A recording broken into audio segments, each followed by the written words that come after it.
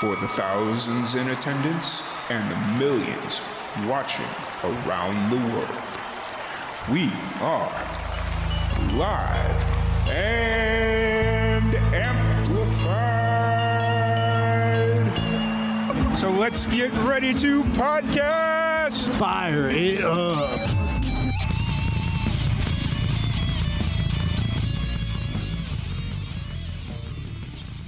Welcome, everybody, to another live and amplified livecast. I'm your host, Tom Quiet, and we are back at it again with another amazing podcast. Today, we have a very special guest. We have Hunter Jergens from the SSSR. How's it going today, Hunter? It's going well. How are you doing? Oh, I'm doing pretty good. It's cold, but I'll get through it. I've got the hoodie on. It's that kind of cold, but you know, I'll get through it. How are things in Nashville? You know, they're going well. It's a chilly day here too, so kind of just taking the day in. Nice. And so before we kind of jump into everything, I know you've released some music back in October, and you, with the new year, brings new music, and we'll talk about all that. What kind of, for the people that are just getting introduced to you, what's your origin story? What got you into music? Like, think comic book origin story type stuff. Yeah. I mean, if we go way back, I feel like got into music a little bit like later in my life, but I did end up putting out when I was like still in high school. It's like crazy. I like thought about this like a couple weeks ago and I was like, oh my God, I forgot that moment of time even happened. Yeah. But the first single I ever put out was probably when I was like 17. Okay. And then kind of just like didn't play music for a while. And so then it was about when I was 19, I was in college, and I really just started to pick up the guitar again. For me, I just feel like for a long time, I just thought that as a guitar player, you had to know all the theory and know what chords you're playing at all times and, you know, all that jazz. And yeah. I just kind of threw all of that outside of the window. And at that time, I just was really starting to get into emo music. And so that's really where I drew my inspiration from, and alternative tunings. And so then once I kind of started dipping my toes into that, that's really when things took off for us. Mm-hmm. And pretty much since then, I've been doing music consistently, whether it be like we were talking about a little bit earlier with my solo project, and then moving on and just putting my primary focus into the SSSR. Gotcha. And you're in Nashville now. Are you originally from Nashville, born, raised, or? No, so I'm actually originally from Dayton, Ohio. Okay. So around there, and then moved down to Nashville when I was 18 years old. Okay, gotcha. My dad used to work in Dayton, so he used to drive back and forth from south side of Chicago all the way to Dayton. So. Oh my God, that is so wild. Yeah, he worked for an air freight company. He was a pilot for an air freight company based out of Dayton. So, you know, that makes sense. There is a lot of Air Force stuff going on around there. Yeah, for sure. And so I don't know Dayton that well. I just know of it because I was in like 7th or 8th grade when he was doing all that stuff. And so like that part, I know big things, but not like all the little, oh, hey, this is where that's, you know, all that stuff. So, so you moved to Nashville when you were 18. Who was like first introduced you to music? Wow. That is such a great question. I'd say music has kind of always been in little pieces and parts of my life. You know, when I was younger, I took some lessons here and there, but never really connected with it, which was kind of crazy. I tried to learn piano and I took some guitar lessons, but like I said, the theory and all of that never really connected with me as much as the stories behind the music. Mm-hmm. So I think once I found one of my favorite songwriters, her name is Amanda Palmer. Mm-hmm. I found her work, and really through exploring her craft and what she's done as a songwriter and a performer, that's really when I was about 13 when I discovered her. And then that's really when I started to see, music is just so much more than music itself. It's about community and all of these different aspects to the songwriting. And so that's really kind of what drew my attention to it. Do you remember the first song that you heard that kind of spoke to you on a different level? By them specifically, or just in general? Oh man, I'm not gonna lie. So when you ask that question, the only song I can date back that far would probably be like, I can't even remember who it's by. You know that song? It's like you had a bad day, taking one down, sing a No, sad song just to turn it around or whatever. I can't even remember like who it's by. I think it might be called like Bad Day or something. oh, But wait.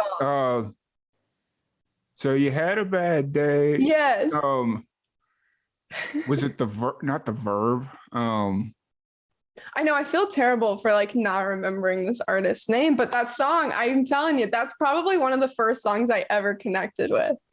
Gotcha. I completely agree. And now it's going to annoy me that I don't know who it's by or what the name of Right? the song is, because I'm I gonna can have to look this up later for sure. I can hear it in my head because it used to play on VH1's top one hit wonders of the 2000s or something like that. Oh yeah. And it's just in my head. And it's like I can hear it playing, but I can't think of who it is. So if anybody's listening and they know what we're talking about, please let us know, Yes, because please. that would be amazing. Um, so that was kind of the first song, the song that we can't figure out the name of, but we'll get there. That was kind of Yeah, the because first I mean song that's like from way back when. So like if we're talking first song ever, yeah, me, I can't even remember how old I would be at the time. You know, that was the song I was like, oh yeah, okay, I'm vibing. Gotcha. And then so you just kind of introduced yourself to music as you kind of just was living your life, and is that kind of how it happened, or was there a specific person that? Yeah, I mean, like I said, I kind of took lessons growing up. So luckily I've always had really supportive parents who were always Mhm. into, whatever creative endeavors, we were interested in pursuing, but I just never super connected with it. And I don't put any fault on that to the teachers. I think that for me, that just wasn't like my learning style of how I wanted to be involved in the musical process. Mhm. So for me, as far as like one person, finding Amanda Palmer, even though I had never met her in person or anything like that, that was really the one person that I was like, oh, okay, this is what music is. And then from there, as I've kind of, especially moving to Nashville, met other people and gotten to hear other people's stories and music, I think that's just really what's been the biggest inspiring thing to want to keep pushing and building community and finding people that are just, amazing to connect with in the industry. So it was really your move to Nashville that was kind of the catalyst to want to start pursuing music professionally? Or Yeah, I mean, did you move to Nashville because you wanted to pursue music professionally?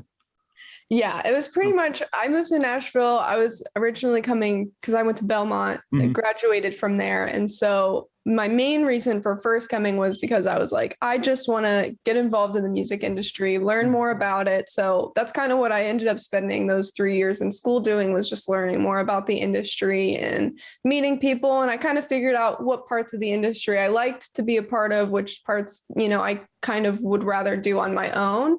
And so Mhm. I feel like that's kind of the approach that I've even tried to take with our band as well. What can we use as a way to promote ourselves well? And what are certain things that, whether it's, certain ways of going about things that we don't really want to gravitate towards. Gotcha. And Yeah. so since you kind of brought up your band, the SSSR, how did you come together? How'd you come together? Yeah. So when I first moved down, it was about a year into me living in Nashville. I had really so badly. I had this first batch of songs that ended up becoming our first EP, I Can't Run From Myself. And basically from there, I was like, I just need somebody that's willing to play. I just need a drummer.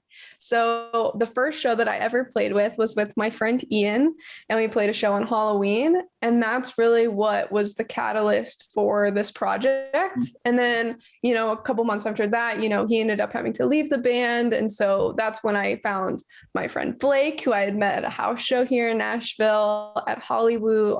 That was such a great spot that really introduced me to a lot of wonderful people in the scene. Mhm. But that's really kind of what started it, was that Halloween show, which really just kicked us off into, I can't stop this now. Yeah, I completely understood. And as the band is starting to form, what was the original idea behind it? What did you want it to be? What did you think it could be? Yeah, I think with that question, it's kind of funny because I think what I first wanted it to be, I kind of didn't even fully realize how much that would evolve over time. When I was first starting to get into music again, after, kind of taking a couple years away from it and just kind of focusing on studying the music industry, I was really starting to see like, oh, I just want to be in an emo band. And I thought, this is the way that, they do these things, and kind of studying from other people. But I feel like in that, I kind of lost a bit of who I was as an artist a bit, kind of trying to simulate these other emo artists I was really into. And I feel like now, as we're evolving and kind of coming into 2022, I think one of the biggest things that I've learned is like, fuck genre, like Yeah. all of these different things, like just do what feels authentic to us. And so that's what we've kind of tried to continue to do as we head into 2022. Crocodile Tears was way different from anything else we had ever done. And so that's kind of the energy we're taking into 2022, is just like whatever inspires us, like that's what we're going to be putting out. And that's what we want to put out into the universe. Yeah. I will admit, when the first time I heard Crocodile Tears, it was a lot more chilled out and mellow than I thought it was going to be. Like when I was listening to it, I was like, oh, I thought it was going to be a little bit like, because in my mind, when you say emo music, I automatically envision a little bit more punk influence behind it. And that's kind of what I thought it was going to go to. And then I started listening to it. I was like, oh no, this song's way more chilled out, and it's just kind of there. It sits in its pocket and it's great.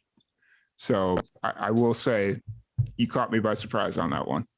Well, I love to hear that. Yeah, I think we've really been trying to take more influences from pop now more than anything. Just really feeling, I've just connected with so much pop music recently that I feel like it's kind of leaking into our new stuff. Gotcha. Who are some of the new influences that you've been pulling from? Oh man, that is such a great question. I feel like there's so many artists, but then, I'll come across these different songs on Spotify, and like, I'm like, that song, that's like the biggest inspiration right now for me. Like, for example, this is just on my mind. I was talking about it a lot in my TikTok stream the other night, but there's a song called 25 by Alex Page. I'm obsessed with it. And I'm like, this is the inspiration of 2022. Like, I just love that song. But then as far as like other artists I've been listening to, man, I'm trying to like really I'm like drawing a blank, but like, for example, local artists, for example, like Charlie Adams, really loving her music. Another Nashville band, Tramp Stamps. They have been really putting out some awesome music. So really, you're just the third person to bring up the Tramp Stamps. And really, that is really cool. I've got to go find, like, they get brought up once or twice. If I haven't heard of them, that like it doesn't mean nothing. But it's like, but you're the third person to bring them up. It's like, okay, I got to go Spotify them or something and figure out. Yeah. Yeah, no, that's awesome to hear. You should definitely check them out. Yeah, for sure. So you draw a lot of influences from local bands as well, not just the like major mainstream pop artists. Oh, for sure. I just think, whether it's local or all over the country, there's so many undiscovered, unsigned artists that just put out such incredible work that, you can't sleep on them, because they just have so much beautiful work to share that I'm just super lucky to stumble upon. Yep. I 100% agree. It's the prime reason we started doing Live and Amplified 6 years. Holy crap, we've been doing this 6 years. I just had a moment there. Sorry about that. When we started doing this 6 years, 6 years ago, I would sit in my buddy. He had a little recording studio that he ran out of Roswell, New Mexico. And I'd sit in there, and these bands would come in and they'd just tell me these crazy stories about something that happened on tour or something, or reason why they didn't release the song. And I was like, why aren't we like recording this? Why aren't we doing something with this?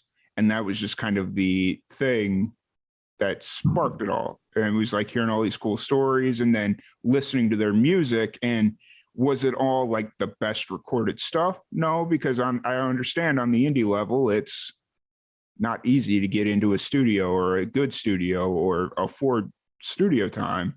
And so, yeah, in very much in the same way that you like mentioned that a lot of indie artists have a lot of really good things to say and a lot of really good music out there. They just need to be heard. I was just kind of like, okay, yeah. So that was kind of the birth of Live and Amplified there. Yeah, and I honestly think that's one of the most amazing things. It's like, I feel like the industry isn't, just artists and label people. I feel like literally every single person, even yourself, like plays such an important part into getting music out there and really being able to support indie artists or label artists, artists of all kinds who are just trying to, share their music with the world. So it's truly awesome. Absolutely. So let's talk about Crocodile Tears a little bit, since that is the most recent release. And you kind of mentioned a little bit about it, but what is the story behind that song? How long had you been working on it before you released it? Yeah, so Crocodile Tears birthed from the idea that I thought it would be a good idea to go on Twitch and do a songwriting stream. Okay. I was like, I'm going to sit down, I'm going to write, record, and produce a demo all in one day. Okay. But I was like, max, I'll be on there for 12 hours and then like, whatever, I'll get off. Well, in like 9.5 hours, I ended up pressing finish on the first demo of Crocodile Tears. So pretty much wrote that entire song online. And the craziest part was, throughout that process, obviously there's people chiming in. We have people in our community that kind of came and hung out. And one of the people that ended up coming and hanging out for a lot of that stream, his name is Brandon, based out of Atlanta. And he's the person that ended up producing the final version of Crocodile Tears. That's awesome. Now, when you went into that stream, did you have like a vague idea, or did you go in blank slate and just? Yeah. So with that one, I think I went in with maybe 4 lines, and they were all lines. Like I had a dream, like maybe a couple nights before the stream, and I had written a song in a dream, which like whoever remembers the lyric, I'm so curious. If anybody, please leave a comment. If you ever have remembered lyrics to a song you've written in a dream, I'm just always so curious because I can never remember them. But this one time I did, and I made sure to write them down in my phone notes. And those are the first 4 lines of that song. Nice. Now that you mention it, I can't think of remembering any specifics about a dream. Like, I mean, yeah, that's crazy. And the fact that you worked it into the song, and it just happened to work to be like the first 4 lines, that's even crazier and very interesting. So you wrote it all on Twitch, not produced, but wrote and recorded it all right there on Twitch. What was the response? Because I've seen a lot of people doing really cool stuff on Twitch, but I've never seen anybody do that before. But I've always thought that would be kind of like a really cool concept, because I'm always infatuated with the creative process and how certain people's minds work when it comes to like when they're just in full creative mode. So what was kind of the feedback that you got? Yeah, I mean, everybody, when we had first put out the demo, because I mean, obviously, we'd kind of written this song all on stream. So then finally, like putting out the demo to anybody that obviously hadn't been in the stream, everybody was super receptive, which was one of the reasons that really propelled me like, okay, we need to record the song. And, kind of taking lessons from our past, we're like, okay, we need to, find a producer, really work with somebody who understands, where the vision of this band is going. And Brandon just totally nailed it, knew exactly, what our future is looking like. And he just really took the song to the next level. Gotcha. And how long ago was the stream? I'm assuming that was like during the pandemic. Mm-hmm. Yeah. Very much pandemic project. Yeah. I mean, I think one of the funnest things is like really, I mean, me starting in live streaming, I've kind of always like been super into those. And so kind of once the pandemic hit, for me as an artist, I was able to just really hop right into live streaming. I really love it. So as far as with us in live streaming, for us, that concept kind of birthed as soon as everything happened, but that specific stream started in March of 2021. And then we ended up releasing it in October. So kind of taking those couple months to really flesh everything out. But hopefully the goal is, because one of the reasons I did that was I feel like as an artist, it's super important to learn how to collaboratively write, which is something I've not always been the best at. So that's really one of the biggest goals. So for me, that stream was kind of like baby steps towards being in a room with people. I mean, it was fun to see people chime in, see what their thoughts on certain lyrics were, different ideas. So hopefully in the new year, I mean, maybe even, if other artists are interested, having them come on and we can just like have a co-writing session on Twitch together, even if it's not 9.5 hours. Which is like, because when I think of Nashville, that's something that's very not unique to Nashville, but Nashville seems to very much embrace is co-writes and what is it, writers rounds? Is that what it is? Just a bunch of that stuff. And like the fact that you were taking that idea, something that you hadn't really been comfortable, or I'm not going to say comfortable, but something that you hadn't really done prior, and taking a baby step in by doing it on Twitch. I'm guessing you liked it so much because you're wanting to do it again, or, bring other writers in. That's really cool. And I think that's kind of a whole new wave of things that we'll start seeing as the music industry progresses and more people want to see how a musician's mind works. Yeah, and I think that's kind of one of the coolest things is being able to hop on, especially live streams where you're really just interacting with the artist and they're on camera and, you're talking in chat. I think that's really one of the biggest ways to get to know people. I think it's one of the biggest reasons why I've loved TikTok lives so much over the past year is just because you'll, find a couple people in the room that you just really connect with and can have a conversation with. And, you can't really have those experiences. You can have them at shows, but obviously shows are kind of still making their way back into becoming a regular thing. And so for us, having that online community, being able to interact there has been super crucial. Yeah, absolutely. Absolutely. So how often, usually we wait to talk about this until the end of the show, but since we're on the topic, we'll talk about it now. How often do you go on Twitch now? Are you do you perform weekly on Twitch, or is it just kind of whenever you feel it? So with Twitch specifically, I've kind of tried to keep more of our more produced streams on there. So like, for example, the songwriting one was super produced, having all these fancy slides and things just in case things happen. So as far as like those streams, I kind of keep those more on like big days, whether it's like us doing a release live show or a songwriting stream. But then as far as like TikTok lives, my goal in the new year is to definitely start doing those a lot more, maybe once a week, that kind of vibe. So I'm on their TikTok live pretty regularly. Nice. I will have to add you on TikTok. I'm trying my best to get better at TikTok. I am trying so hard. It's a learning curve, but it's a lot of fun. See, I just don't have the personality to produce content for TikTok. And I was watching this video the other day of basically breaking down how to just be authentically you on TikTok. And if people will see right through if you try and do like whatever's popular on TikTok, and it's like, oh, he's just doing it to try and get views, versus like, I like collecting baseball cards. So if I sit there and open baseball cards on TikTok, okay, that's cool. There's somebody out there that'll like that. Maybe not everybody, but it's what I'm into, so I'm trying my best, because in my head, it's like, oh, you got to do the fads, you got to do the duets, you got to do all this other stuff. And it's not necessarily true. It's just so.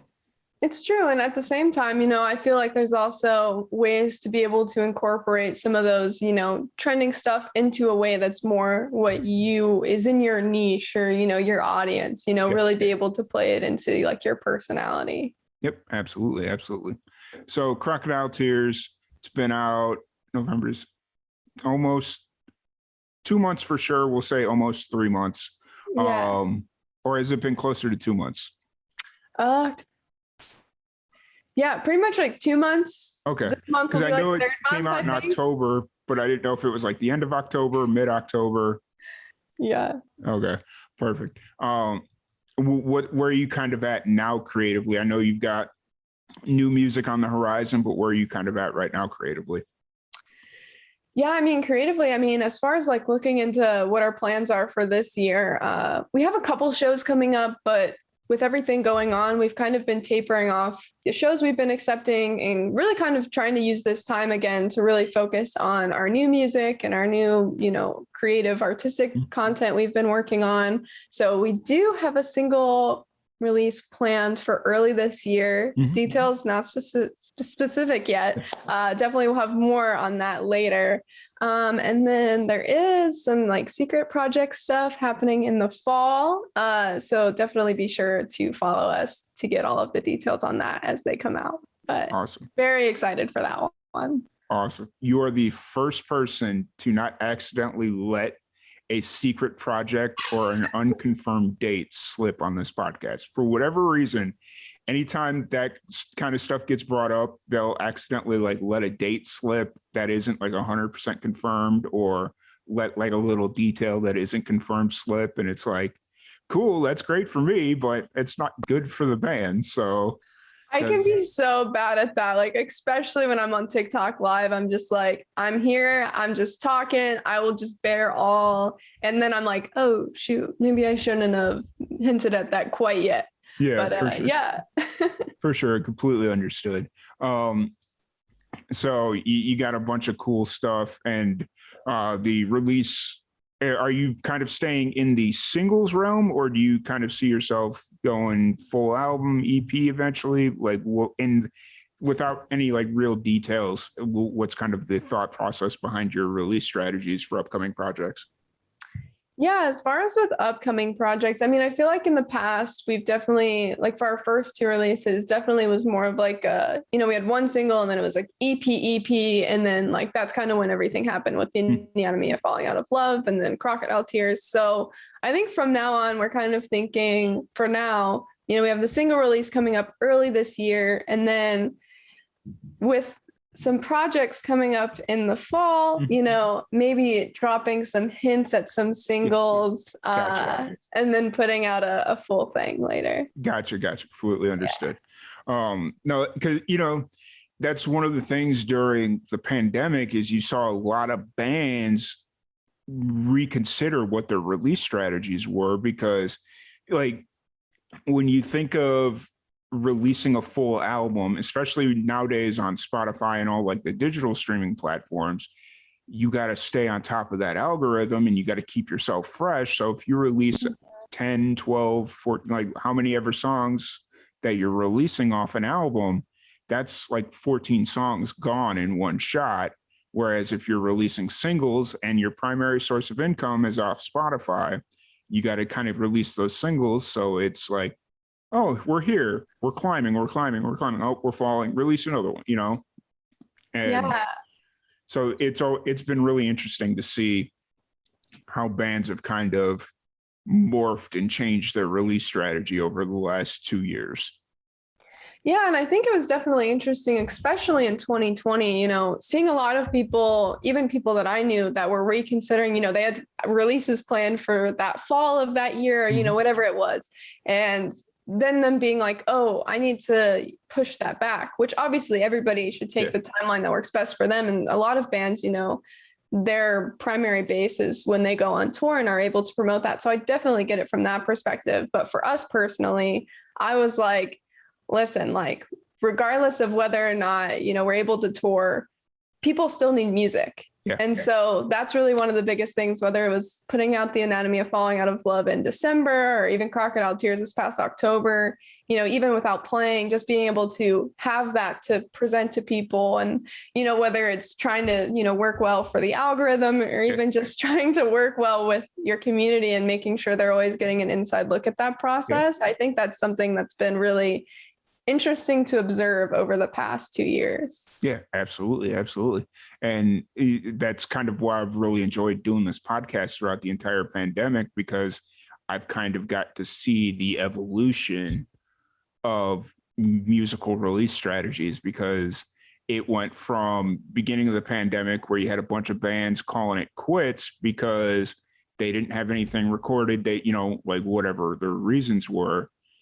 And then you had bands that had just recorded a bunch of stuff, and it was like, well, we're pushing the album. And then once it got past a certain point, it's like, no, we got to release music. So, you kind of saw the evolution of the release strategy, which is really interesting. And I don't know how much Spotify kind of pushed that along, and just kind of, Spotify being Spotify.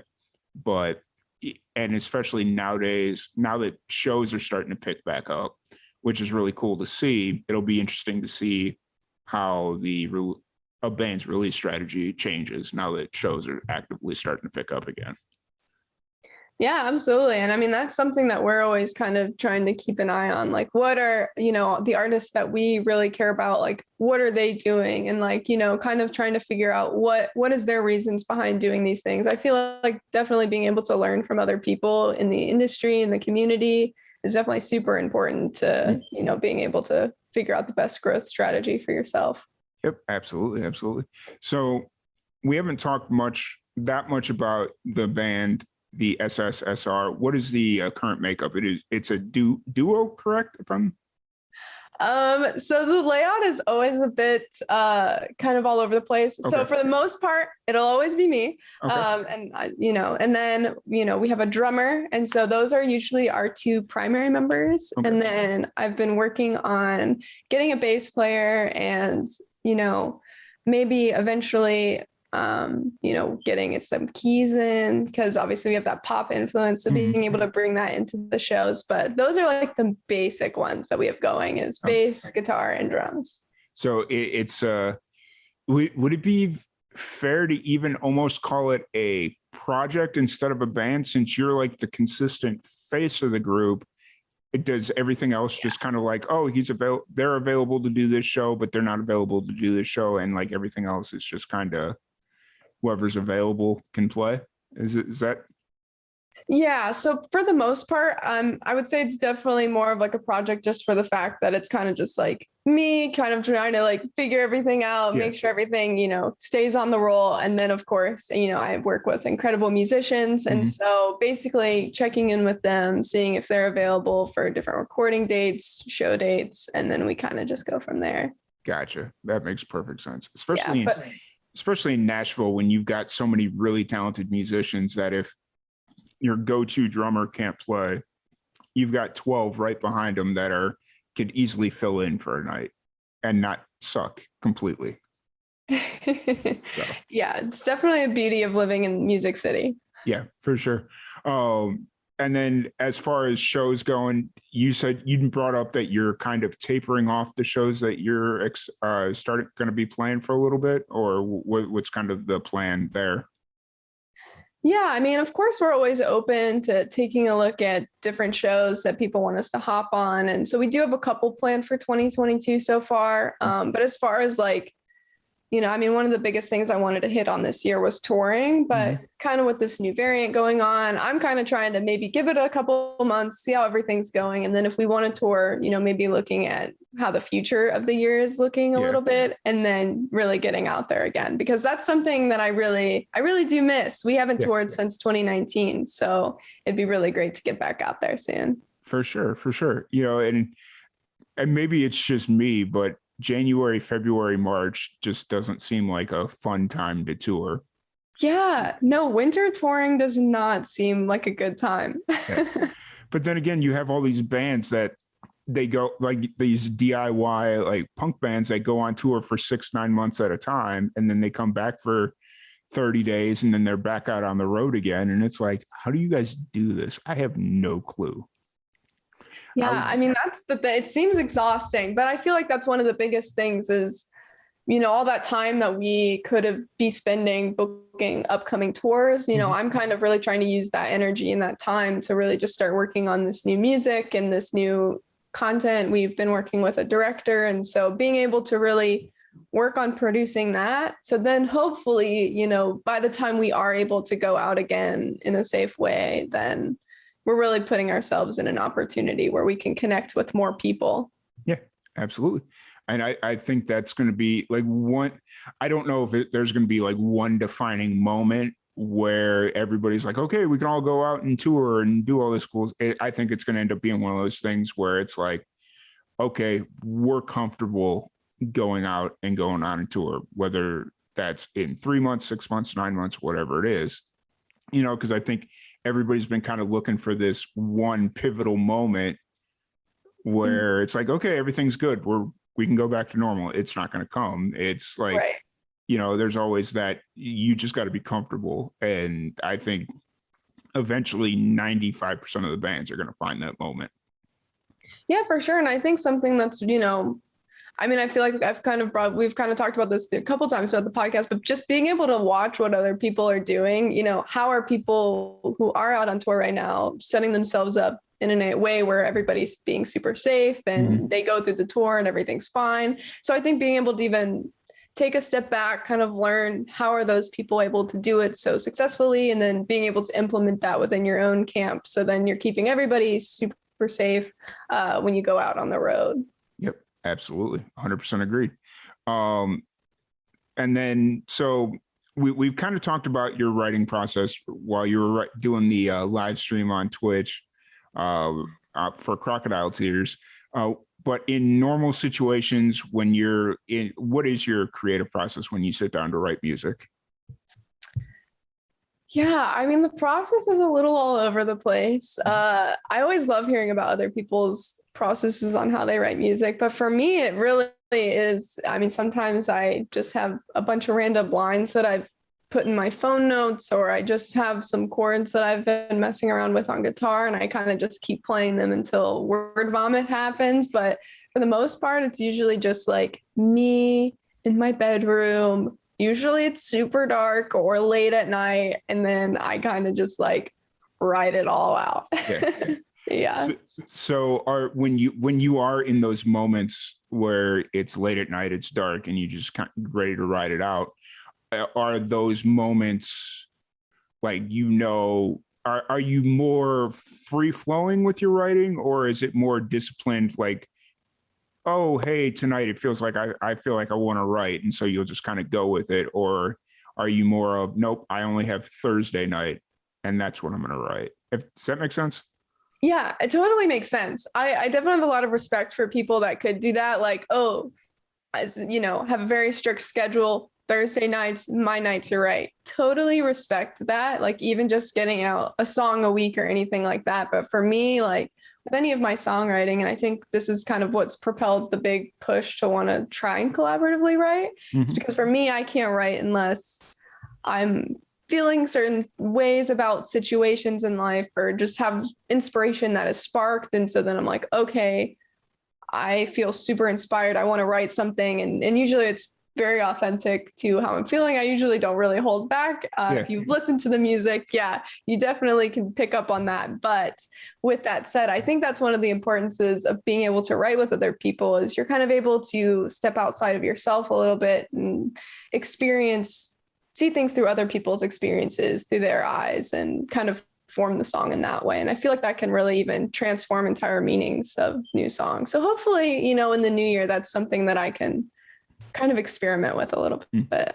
Well, I think, like, as I started asking that question more frequently in a lot of the podcasts, I'm starting to get the same answer over and over again, with a few different exceptions. It's kind of depending on where they're at in their life. Like, I've realized that musicians that have kids, or have that responsibility of children, they find themselves having to be more diligent with their writing and more focused. Like, okay, the kids are at band practice, or gymnastics, or whatever it is, from 2 to 4.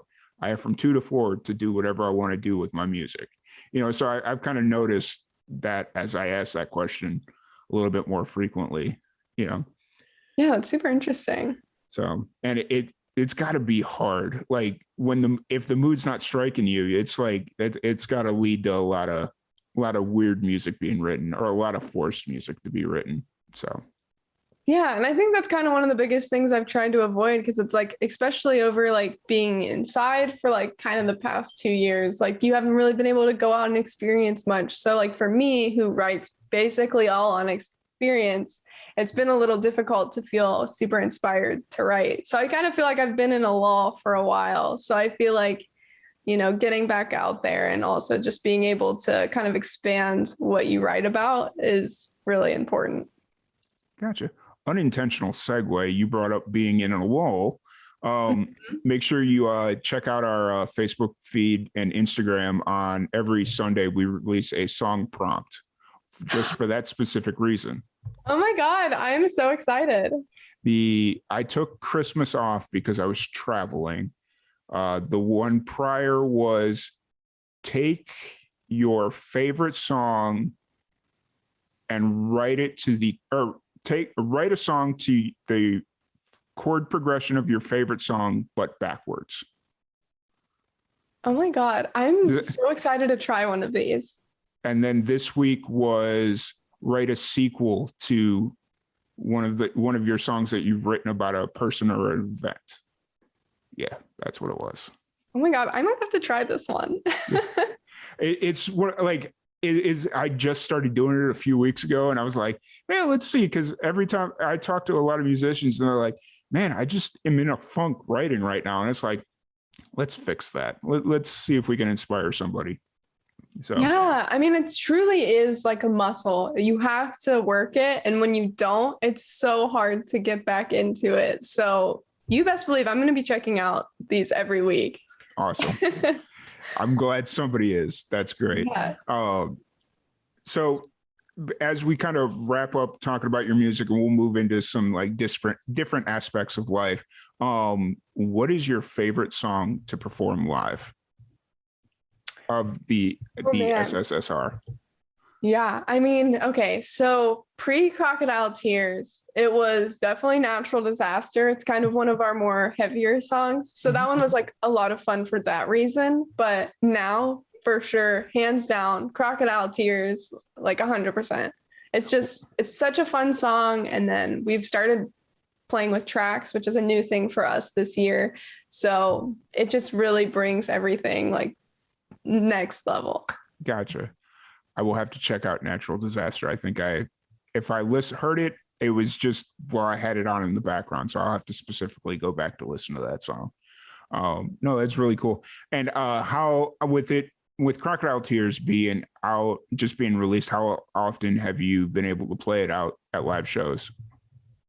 Yeah, I mean, we've had quite a few live shows between the fall and then kind of coming into the new year. So we've had a couple shows to be able to play it out and experiment with our new setup that we have going on, and even start playing with the bass player. And so all of that's been really fun to get back into. Awesome. So to kind of change it up, life outside of music, when you need to escape from everything and need a little hunter time to just kind of reset your brain, what are some of the things you like to do?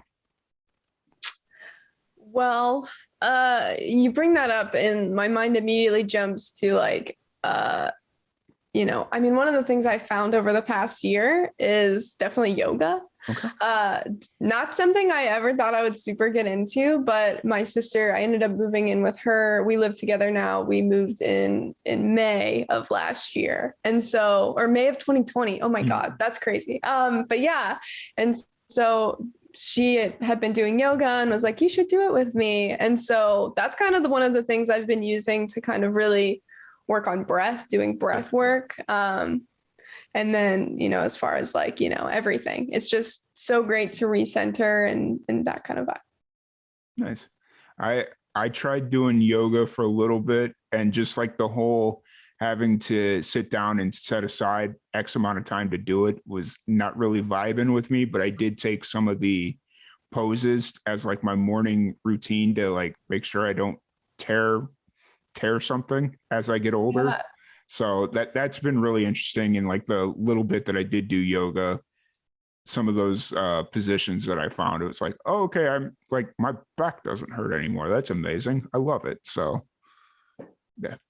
Yeah, it's truly like such a great practice. And like, if you're ever interested, yoga with Adrienne, she has, 10-minute to 30-minute to I'm sure even longer than that, but I never go past 30 minutes. I'm usually like a 20-minute kind of person. Yeah. But yeah, she has so many great practices if you're ever looking for anybody. Is that something that's like online, or is it? Yeah, she has a YouTube channel. Okay. I will have to check that out. just because I need to get myself into a little bit of more of a routine in the mornings. Now that my regular job, we're going back to the office, which I'm not a fan of, but it is what it is. And so now I just got to kind of get myself back into some kind of a normal routine. So, Yeah. but speaking of work, are you a full-time musician? Or I saw something on your Instagram that you have a create or an ad agency or something. Yeah, so definitely am not a full-time musician as much as I would love to be. But basically, what I do for a living is I own a creative agency. And so I basically run a lot of social media accounts for people, do a lot of graphic design, video content. So that's kind of been one of the funnest things is one of my most recent things I've been working on is a lot of TikTok content with people. And so that's been really fun just to even expand outside of my own TikTok content and be able to help other artists with theirs. And is it you work primarily with musicians or companies? And I work primarily with small businesses, but I do have a couple independent artists that I've taken on to help assist with.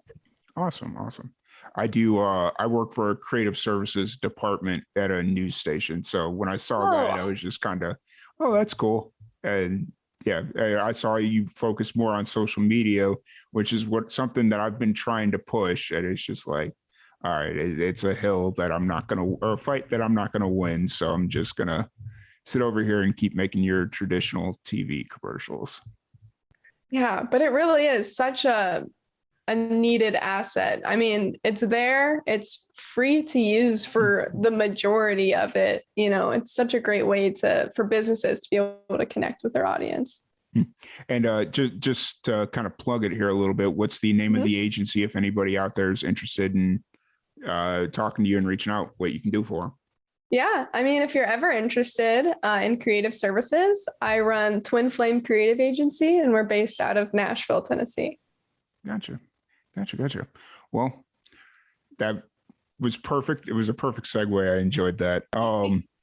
And so when you're not doing that, you're doing music or yoga. Is there anything else that you kind of do to escape? Do you go like watch Netflix or go hiking or fishing? For some reason, fishing is very big in Nashville that I've come to find out.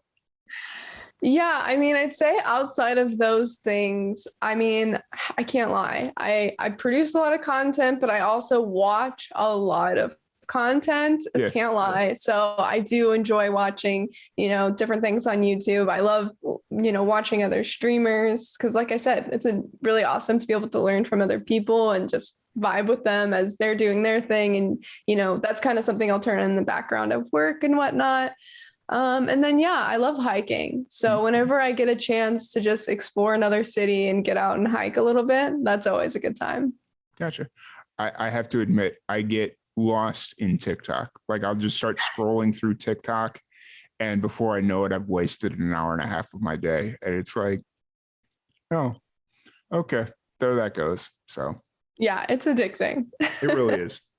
And then I've just recently started watching Twitch streamers. I mainly watch like the musicians that are performing live because it's something that I can put on in the background and just kind of listen to while I do my other work. But that's really cool.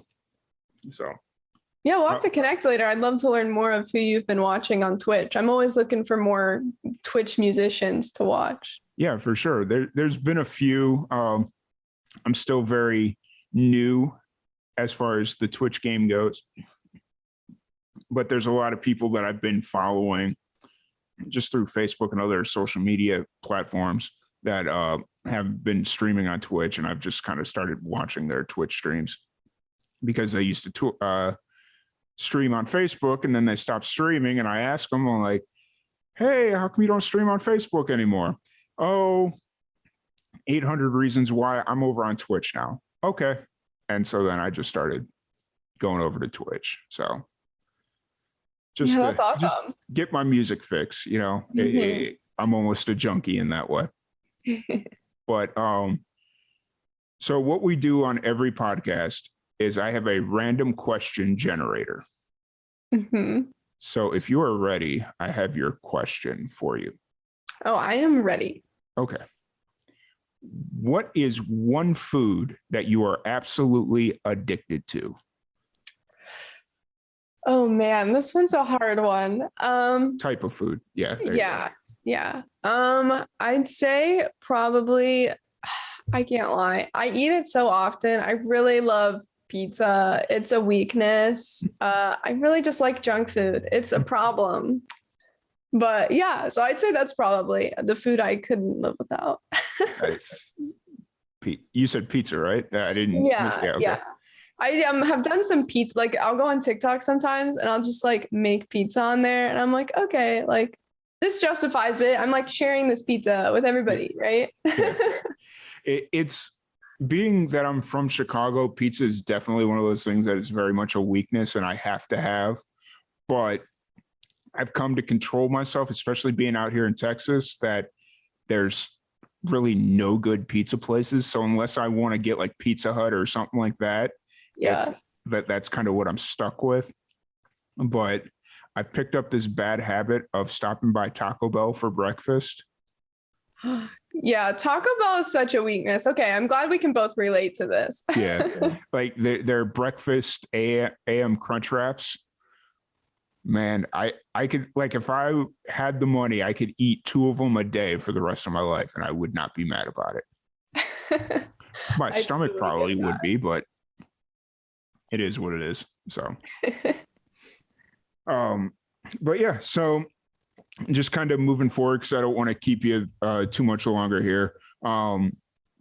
What's kind of like, I know we've touched on this a little bit throughout the entire podcast, but what are the goals and aspirations of 2022? Yeah, I'd say goals of 2022 is just really focusing on connecting with community, as well as just really putting in the work and producing this new music, this new content that I am just so excited to share more about. So definitely be sure to follow us if you're interested in learning more details of that as they come to light. Awesome. And where, if anybody wants to kind of follow you and get more of that information, where's the best place for them to do that? Yeah, we're definitely most active on Instagram and TikTok, but we're pretty much available any social media platforms at SSSR Band TN. Okay. Awesome. I will have to start messaging you on Instagram because I thought it was hilarious.